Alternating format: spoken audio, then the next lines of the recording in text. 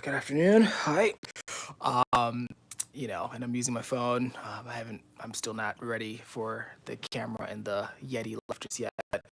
Hi. So this is gonna be the first in a series of potentially bad YouTube videos for the year. Just getting back in the habit of posting.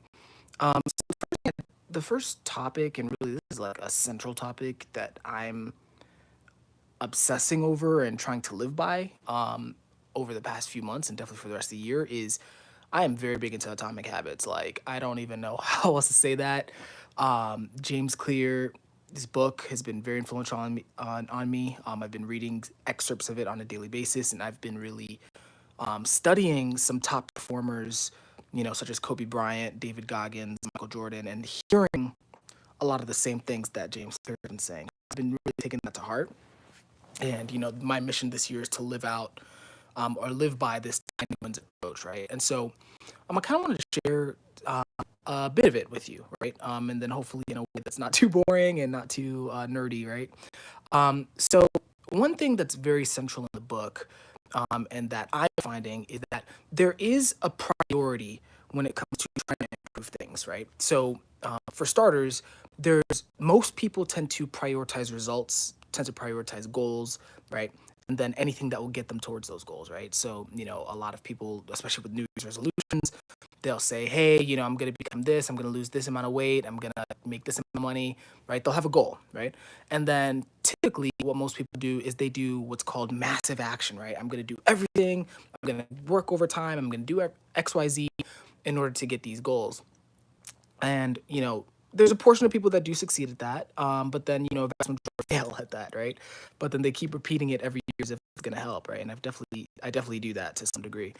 And so with the atomic habits approach or the belief system, what I find to be more powerful and more valuable is what what James Clear calls there are three layers to behavior change is what he calls it. I don't know what I would call it, but that's what he would call it. So the top layer or the superficial layer is the results, right? The goals, right? And then one layer below that, which some people do prioritize, is the what he calls processes, right? What behavior are you putting into place? What habits are you putting into place? What routines, systems, automation? What are you going to do in order to achieve those goals, right? And so there are certain people that prioritize that, right? Now you would think, okay, especially with a book called Atomic Habits and me talking about tiny wins and things like that, isn't that the most important layer? But it's not, right? And this is something that I'm realizing is that even if you put all the perfect systems into place, all the perfect habits into place, if you have any conflicting beliefs or self-image or mindset to that behavior, you're going to not do it. You're going to start self-sabotaging yourself. You're going to sabotage other people that do it. And ultimately, that inconsistency between your identity and what you do will lead to basically failing, right? And so the deepest layer that really influences all the other layers is the identity, right?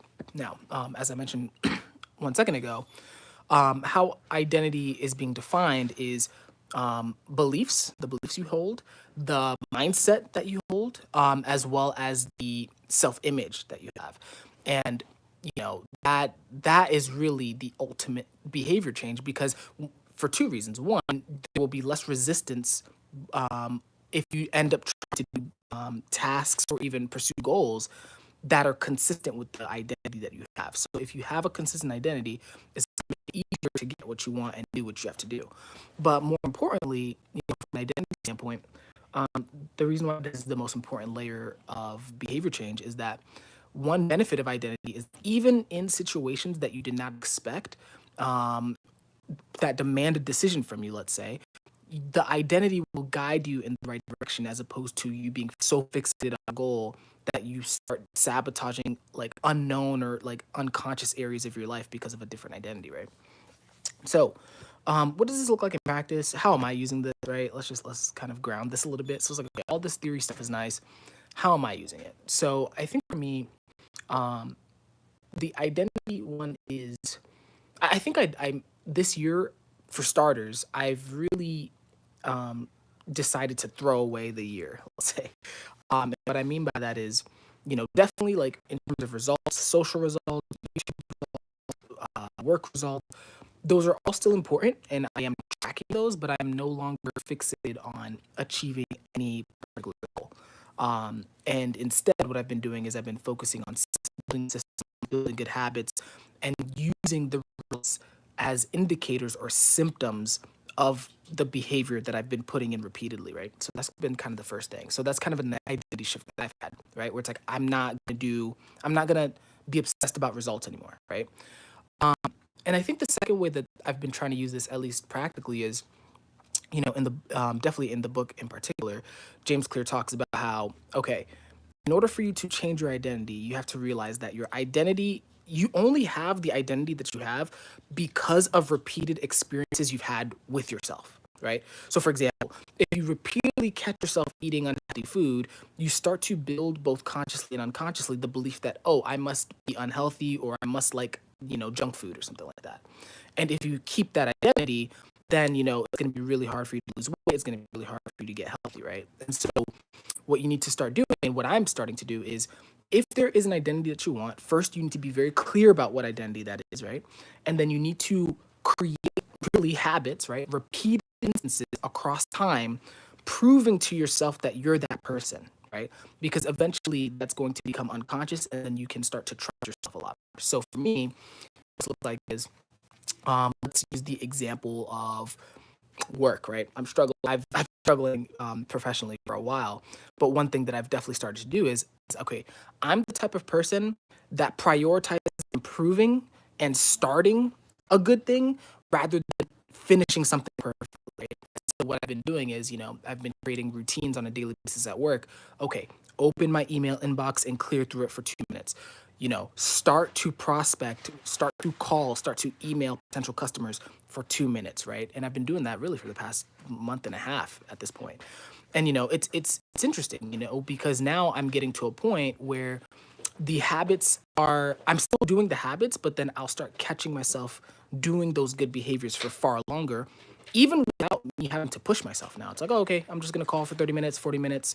And I think the beauty in that is not just from an habit level, it's becoming more automatic, but from an identity level, I'm starting to believe that I'm actually the type of person that will do the right thing at work, and I'm the type of person that will go above and beyond what people expected, right? And so there's this positive feedback loop that's starting to happen in my life, which is very powerful. So I think that's where I'm gonna leave it for today.